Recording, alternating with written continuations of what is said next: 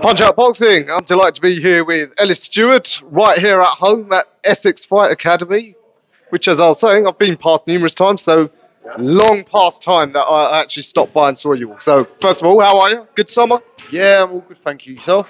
Fabulous, yeah. Who doesn't love summer? But I know you and the boys here hard at work because in just over a month, some big fights. Now, on Box Rec for yourself, hasn't had the name announced yet, but it's a 10 rounder. So, can you tell us anything? So, you know what? The fight's actually not happening now, purely because it was a struggle finding an opponent, and it was going to be put to an 8 rounder or a 6 rounder. But myself, I feel like I'm past that now.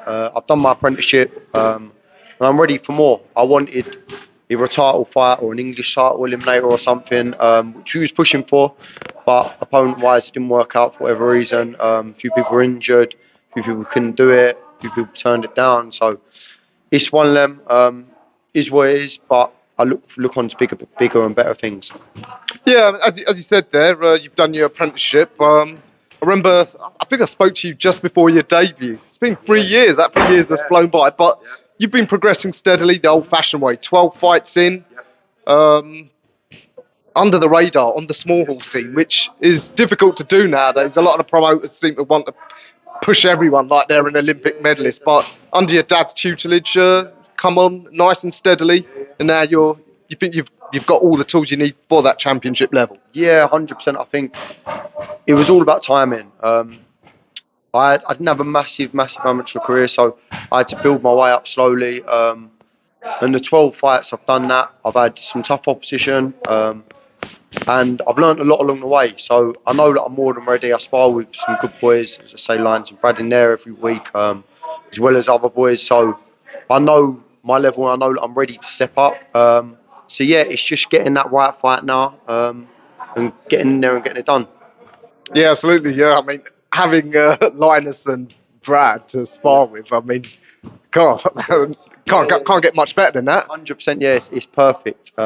Exactly what I need. They're similar weight to me. Obviously, I was at a middleweight. I moved up to super middle now, but it's perfect. Yeah, they did two completely different styles as well, so I get a different variety, and it's always tough sparring. So yeah, I love it. You mentioned a super middleweight then.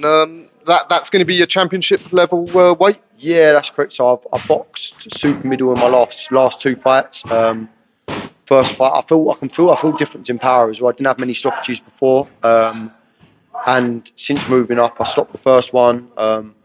My last opponent, he had never been stopped, never been dropped. I put him down twice. So yeah, I can feel that I'm a lot stronger at this weight, and the power has increased a lot. So yeah, super middleweight's definitely the weight for me. I just couldn't make middleweight no more. Oh, fair play if you can't make the weight. I mean, you are a growing lad and all that. So, and you're 6'2", aren't you? So fairly tall. 6'2", so yeah, I've got the height for it. Yeah, just got to crack on now though. Tell you what though, it's exciting. Super middleweight's a hot division, even like at the sort of local level. I'm sure you'll be watching the top tier show in a couple of weeks with interest. Ozzy Osbourne, he's going up against Branton Cole from down in Kent. I mean, that's an interesting fight. You'll be watching that with interest. Yeah, definitely. As I say, before the fight actually got announced, no, sorry, I think it was just after the fight actually got announced. I actually put a little shout out on Instagram, respectfully, just calling out the winner, because that's something I want. I want to push on to them levels. I want to push on further, and that's a stepping stone towards where I want to get. And it's my next sort of thing that I'm looking to do. So I did call them out, respectfully, just because I want the winner. And I probably will pop down there, have a watch of it, and see how it gets on. But may the best man win. Yeah, absolutely. And you know what? Like you said, call-outs are needed in this game. If you're a young upcoming fighter, especially, and like you said, when you're ready, you have to do the call-outs. If it's respectful, great. If people want to put a bit of neither in there, great as well. But both of those two guys they're good guys, so you don't need to say anything that way. But as I said, super middleweight's red hot. Have you managed to get any sparring in with any of the top guys? Not just yet, not the top guys super middleweight just yet, but I will do definitely. That's definitely something I'll be doing in preparation for my next fight. whenever that is. Yeah, say going back to the whole call out things, I think definitely the sport definitely needs it. I think it's very political, the sport as well, and there's lots of people out there, so you've got to get your way up there somehow. And if you're next in line, if you got two people in front of you, and there's ways to jump the queue, and sometimes that is calling people out, and it's not always a horribly done way. You can do it respectfully. So yeah. Yeah, absolutely. I keep trying to tell a lot of fighters, it is the fight game. You're not meant to be friends with your rivals. You can be friends when your careers are over, when you look back at it. But yeah, you will need those. How do you assess the division overall? Like I said, there's some great fighters like at the top of the game, and you've got Callum Simpson filling stadiums out, Hamza Shiraz making noise around the world. And that filters down all the way. Yeah, you know what? It's a great division. It's a great division. I say right from southern area level up to world level. It's a great division. There's some top fights out there domestically and worldwide. And yeah, I think the sport's in a great place at the moment. As much it's very hard at lower level. Once you get to a decent level, it's a good way to earn money, and you will succeed as long as you're good enough. And yeah, the sport's in a great place, and I think, especially with the whole Turkey thing, him coming, putting his involvement in, it's made the sport 100 times better because there's not so much politics behind fights. He puts the money up and he's like, fight for it, and people ain't saying no to that sort of money. So yeah, I think it's great. It's in a great place. Yeah, absolutely. Like I said, there is a trickle down effect. Well, did you think? A lot of people are saying the middleweight division's weaker than it's been for years. Like at the top level, anyway. I still think domestically it's exciting, but do you think it's because just like the heavyweights, the middleweights are bigger, so a lot of the guys who would have been middleweights 20 or 30 years ago, now they're like yourself, 6'2", 6'1", and super middleweight's a better division for you? Yeah, I think with middleweights, yeah, it's probably not as strong as when you had Canelo at that weight, when you had all them lot, Golovkin. They've sort of gone over the hill and done their own thing now. Obviously, Canelo's up at super middle, but I think, yeah, it's definitely not as strong as it used to be. But the people are bigger these days, and I think with the whole nutrition as well, the nutrition side of things, people bulk up, get a lot stronger. They move up in weights a lot quicker than they used to.